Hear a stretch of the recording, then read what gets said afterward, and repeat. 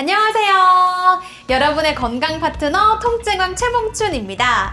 아픈 것 같긴 한데 여기가 아프면 어디로 가야 하지? 고민되는 부위가 있죠? 바로 팔꿈치입니다.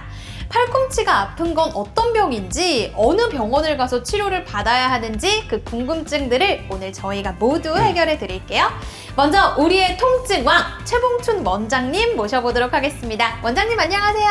네, 안녕하세요. 신사동 세연마취통증의학과 의원 최봉춘 원장입니다. 네, 저도 평소에 굉장히 궁금했었던 질문인데요. 팔꿈치에 통증이 느껴지면 어떤 병을 의심을 해봐야 될까요, 원장님? 팔꿈치는 이제 바깥쪽도 있고 안쪽도 있잖아요. 네. 근데 양쪽 다 각기 아픈 원인도 다르지만 충격에 의해서 통증이 오는 거는 비슷한 겁니다. 안쪽에 이걸 상과염이라고 합니다. 외측 상과염, 내측 상과염, 여기 볼록 튀어나온 병을 상과라고 그래요. 그래서 이런 상과에 통증이 있는 걸 상과염증, 상과통이라고 그래요. 팔을 갖다가 피로하나를 돌릴 때 인대가 이렇게 와서 인대들이 여기서 붙거든요. 여기 안쪽으로 돌리냐 바깥쪽으로 돌리냐, 손목을 쓰느냐 바깥쪽으로 피느냐, 이렇게 하다 보면은 너무 과도하게 운동을 하거나 아니면 외부에서부터 충격을 많이 받으면 그 충격이 엘보 이쪽으로 가서 여기에 염증을 일으켜서 통증이 오는 경우입니다. 그래서 내측에 오는 거는 내측 상과염, 바깥에 오는 건 외측 상과염 이렇게 얘기를 하는데, 뭐 어떤 경우에는 뭐 이거는 골프 엘보고 이쪽은 네. 뭐 테니스 엘보다 이렇게 얘기를 하고 있죠. 근데 그렇게 맞진 않아요. 왜냐하면 그래요? 테니스 치는 사람이 바깥에도 아프고 어떤 사람은 안에도 아프고요. 또 골프 치는 사람이 이제 외측이 많이 아픈데 또 내측도 아픈 사람도 있고 그렇기 때문에 이것이 꼭 테니스 엘보다 골프 엘보가 안쪽에 있다 바깥쪽에 있다 이렇게 얘기를 하는 건 조금은 좀 맞지 않는 것 같고요. 그냥 뭐 이 엘보가 아프면 테니스 엘보 아니면 뭐 골프 엘보라고 얘기를 하고 이렇게 오시면은 병명을 알 수가 있습니다. 그렇군요. 그러면 저는 또 궁금한 게 왜 하필 수많은 스포츠가 있는데 골프 엘보, 테니스 엘보 이런 스포츠가 붙게 된 걸까요? 왜냐하면 아무래도 테니스나 네. 골프는 이제 손을 갖고 많이 쓰잖아요. 네네. 테니스에 라켓 공이 딱 맞으면 충격이 이렇게 전달이 돼요. 아... 전달이 되면서 여기 인대에 충격이 계속 쌓이는 거죠. 축적이 된다고 그래요. 그래서 공이 그 가운데 제대로 잘 맞고 이렇게 탁 맞았을 때는 충격이 별로 없는데, 약간 중심에 벗어난 데서 맞았을 땐 팅 손이 돌아가면서 인대 쪽으로 그런 어떤 충격이 전달되면서 이 인대에 어떤 염증이 슬슬 발전을 하게 됩니다. 그래서 테니스 칠 때 많이 생기고, 나는 뭐 테니스와 골프도 안 쳤는데 팔꿈치가 아파요. 그런 사람들 많아요. 네, 그럴 수 있죠. 네. 어떨 때 그렇겠어요? 뭐 우리가 테니스를 칠 때만 이렇게 손을 쓰는 건 아니니까. 그렇죠. 뭐 예를 들어 전을 자주 뒤집으시는 분들이라든지 뭐 이런 분들한테도 충분히 올 수 있지 않을까 하는 생각이 들거든요. 그렇죠. 그래서 손목을 많이 써서 손목을 많이 돌리는 그죠? 이런 직업을 가진 네. 분들은 충격이 많이 가서 올 수가 있습니다. 옛날에 폭탄주 제조를 많이 하는 사람도 엘보가 많이 들어요. 하도 뒤집어서. 그래서 우스개로 폭탄주 제조를 많이 하다가 네. 보면 이렇게 엘보 통증 오는 경우도 있었습니다. 네.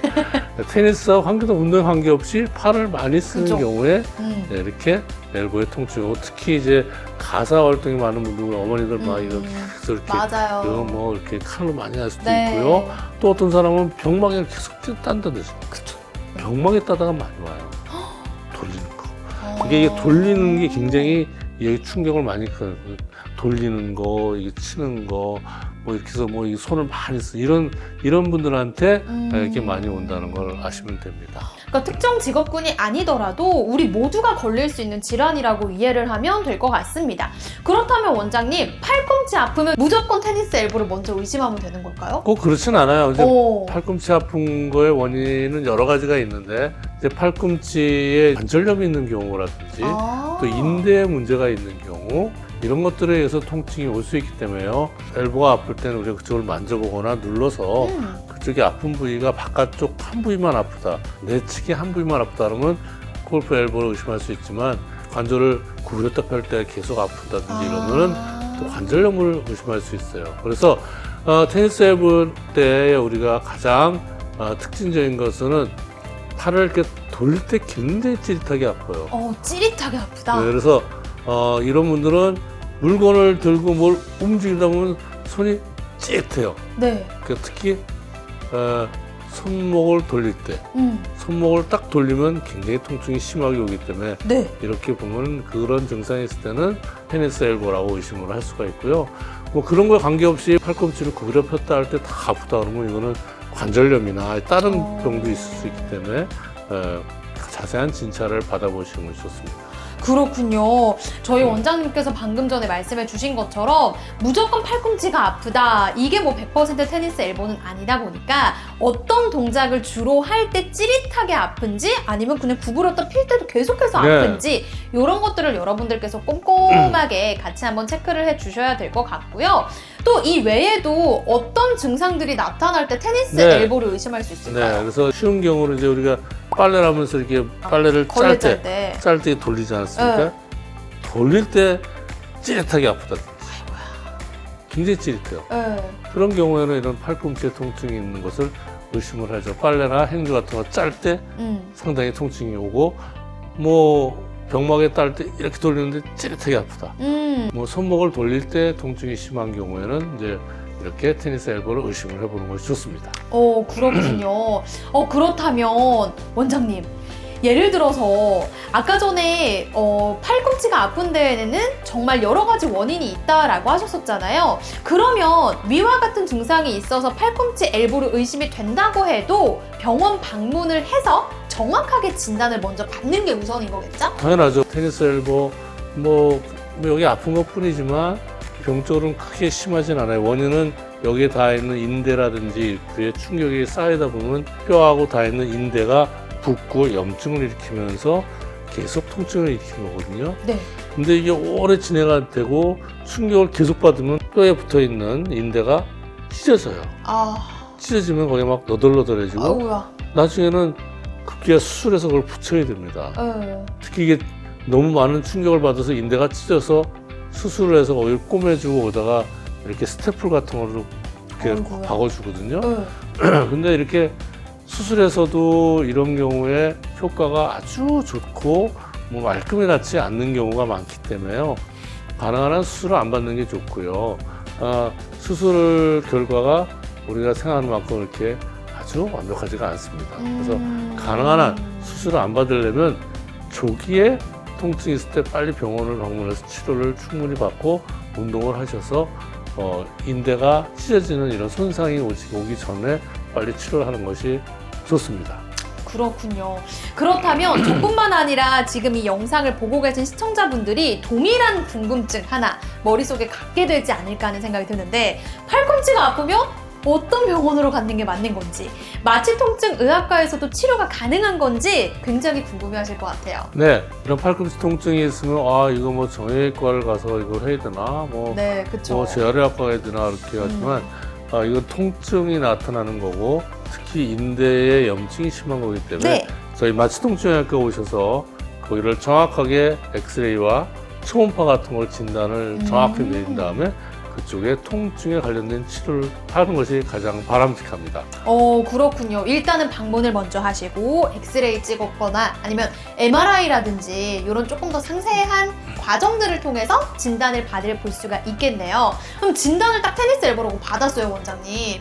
이 테니스 엘보 치료는 어떻게 진행이 되는 거예요? 네, 치료는 상당히 간단합니다. 엘보에 있는 인대의 염증과 손상이기 때문에 그 인대를 갖다가 잘 염증을 치료하고 그 인대로 자꾸 회복을 시켜주는 것이 굉장히 중요하기 때문에 네. 일단은 거기에 충격을 자꾸 주는, 우리가 운동에서 문제 생겼다면 운동을 좀 하지 말아야겠죠. 그다음에 이렇게 뭐 이런 걸 많이 쓴다 그러면 그런 걸 제대로 안 하는 것이 일단 제일 중요하고요. 그다음에 먹는 약물로 해서 염증을 가라앉히는 초기도 있겠지만 이게 좀 진행이 된 경우에는 그 인대 주위에 염증이나 이런 걸 가라앉히기 위해서 우리가 DNA 주사 같은 걸 해서 약물을 주입을 해서 거기에 염증을 없애고 인대를 회복을 시켜주는 치료를 한다든지요. 또는 체외 충격파라고 해서 충격파를 따다다다 충격을 줘서 인대 주위에 충격을 줘서 거기에 빨리 회복할 수 있는 성장인자들을 만들고 염증을 가라앉히는 치료를 합니다. 또 더 나아가서는 인대를 강화하는 프롤로 치료라는 게 있어요. 그래서 프롤로 치료로 여기다 주사 약물을 주는 경우도 있고요. 또 나가서 최근에는 이런 콜라겐을 넣어서 이쪽에 넣어서 인대를 회복시키고 약간 찢어져 있는 경우에 인대를 빨리 회복시켜주는 이런 콜라겐 주사도 있기 때문에요. 여러 가지 다양한 치료 방법이 있습니다. 그래서 초기에 오셔서부터 어디서부터 어떻게 치료를 할 건지를 잘 판단해서 치료를 하는 건 좋고요. 대개의 경우는 1, 2주면 많이 회복을 하지만 좀 오래되신 분들은 적어도 한 달 이상 가는 경우도 있고요. 손상이 많이 돼서 아주 심하게 돼 있는 경우는 한 2, 3개월 가서 치료가 되는 경우도 있기 때문에 치료라는 게 어떤 병이 깊어지는 거에 따라 길어질 수 있습니다. 그래서 조기에 와서 치료받는 것이 도움이 되고요. 이 치료는 잘 쉬고 잘 치료 받으시고 관리만 잘 하시면은 별 문제 없이 빨리 날 수가 있습니다. 근데 제가 여태까지 쭉 치료해 보면서 가장 이게 치료에 좋은 거는 아팠을 때 초기에 빨리 오는 것이 가장 빨리 좋아질 수가 있어요. 어느 것보다. 이미 인대라든지 이런 손상이 오는 것까지 많이 진행이 되면 굉장히 오래 시간이 걸리고 통증도 오래 갑니다. 그래서 이런 걸 꼭 해야 되고요. 또 아울러서 이제 이 치료를 한 다음에는 이렇게 엘보를 잘 스트레칭해서 근육이나 인대를 스트레칭을 잘 많이 해주시는 것이 도움이 됩니다.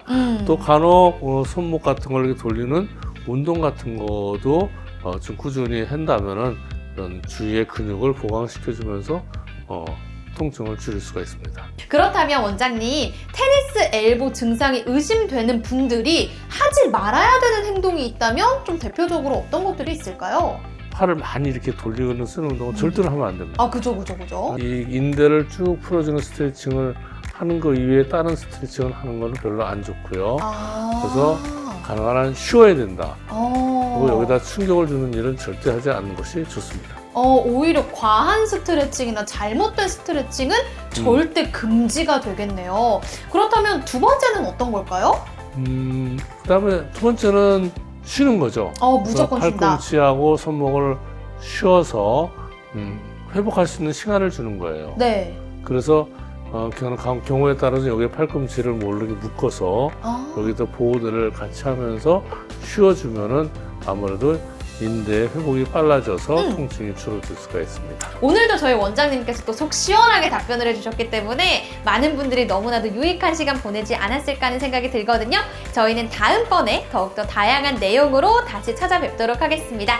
오늘 영상 유익하셨다면 구독과 좋아요 그리고 알림 설정까지 부탁드리도록 할게요. 저희는 다음에 또 찾아뵙도록 하겠습니다. 안녕!